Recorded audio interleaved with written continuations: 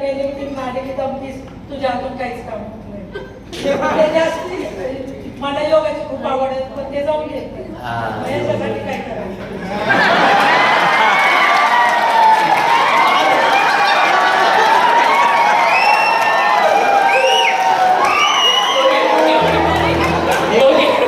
समस्या आहे योगाला प्रॉब्लेम असेल ना नाही का? योगाला जाऊन देण्याची माझी अनुमती आहे आणि पाठवूनही देत होतो. परंतु नंतर मला स्वतःला वैयक्तिक असा प्रॉब्लेम झाला, ती योगाला गेल्यानंतर सकाळी 6ला जाते, 6ला गेल्यानंतर 9 वाजेपर्यंत परत येते. आल्यानंतर ती स्वतः क्षीण होते, शरीराला थकते आणि थकल्यानंतर त्याला घरातला कामाचा उत्साह जो असतो ते निघून गेलेलं असतं. आणि तेच योगा जर घरातही करत असते, ती आता घरात जर करत असेल तर काही वेळापर्यंत केल्यानंतर त्याला तो ऊर्जा निर्माण होते की बाबा माझ्या नवऱ्याला आता नाश्ताची वेळ झाली केलं.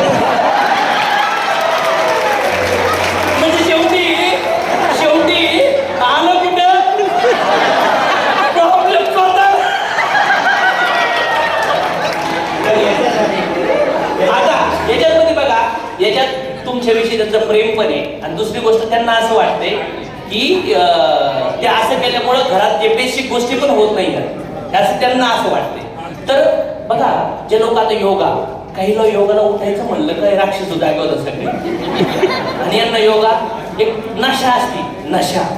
आणि जेव्हा तुम्ही एक्सरसाइज करता तेवढे फिट का दिसतात? तुम्ही एवढे फिट काय? कारण की ऑलरेडी तुम्ही हेल्थची काळजी घेताय. हेल्थची काळजी घेताय की नाही तुम्ही? तिच्यामुळे त्यांना जाऊ द्या, त्यांना तुम्ही फक्त ना घरी ना यांना नाश्ता करीत सगळ्या. दुसरी गोष्ट, माझी मिसेस तिला फक्त 4 मुलं तिची रक्ताची आहेत, याचा अर्थ तुम्ही समजून घ्या. मी सुद्धा नाही, ती अनाथाश्रमातून आणलेली स्त्री आहे. वा,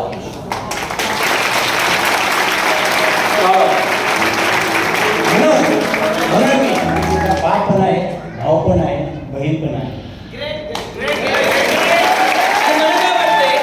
प्रत्येक पत्नीने नवऱ्यासंग पण हे नाते तयार. नवऱ्याचं नातं शरीर असतं, काय वाटत तुम्हाला? शरीर नाते. पण त्याच्यानंतर काही म्हणतात ना, आमची घरची पण बायको म्हणते मला 2 नाही मला 3 पोर आहे. ती ऑलरेडी समजतात बायको, हे पण पोर नाही, त्याला सांभाळावं लागतं मला सगळं. म्हणतात का ते तुम्ही? येस. फक्त एक मिनिट, तुम्ही सर्वांना सांगितलं की कोणाचं लव्ह मॅरेज आहे, कोणाचं अरेंज मॅरेज आहे, कोणाचं रजिस्टर्ड मॅरेज पण असेल. ह्या तिन्हीपैकी माझं तसं पण काहीच नाही. बोला कसं होईल? ओके, काय समजा तुम्ही? लिव्ह इन रिलेशनशिप मध्ये तुम्ही? नो. मग हे डायरेक्ट गव्हर्नमेंटशी मी कॉन्टॅक्ट केलेलं आहे. गव्हर्नमेंटने जोडून दिलं तुम्हाला? डायरेक्ट गव्हर्नमेंटशी मी 2-3 वर्ष मला गव्हर्नमेंट ऑब्झर्वेशनमध्ये ठेवलं होतं. नंतर मला ताब्यात दिली. तुमच्या दोघांची पण या बिझनेसला गरज काय आम्हाला माहिती आहे का?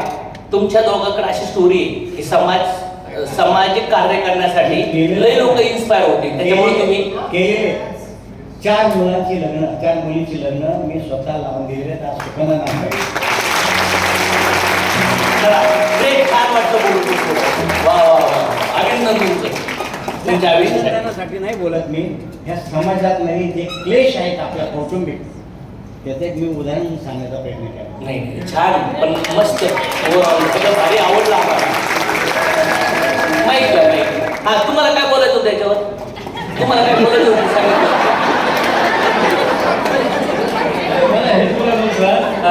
आता अजून एक घरातला एक किस्सा सांगतो. रिअल स्टोरी सांगतो. माझ्या खिशातले पैसे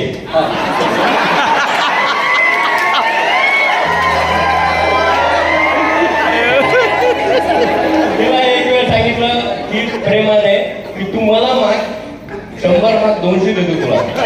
सकाळी उठून माग, संध्याकाळी माग. तुझी सवय काय माहितीये का? खिशात पैसे दिसले की ते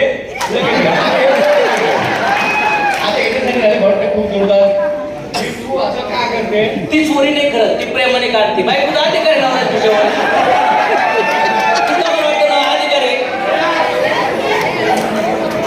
तुम्हाला लक्षात राहिले पाहिजे की इथून पुढे मी बँकेत मी एटीएमच ठेवणार.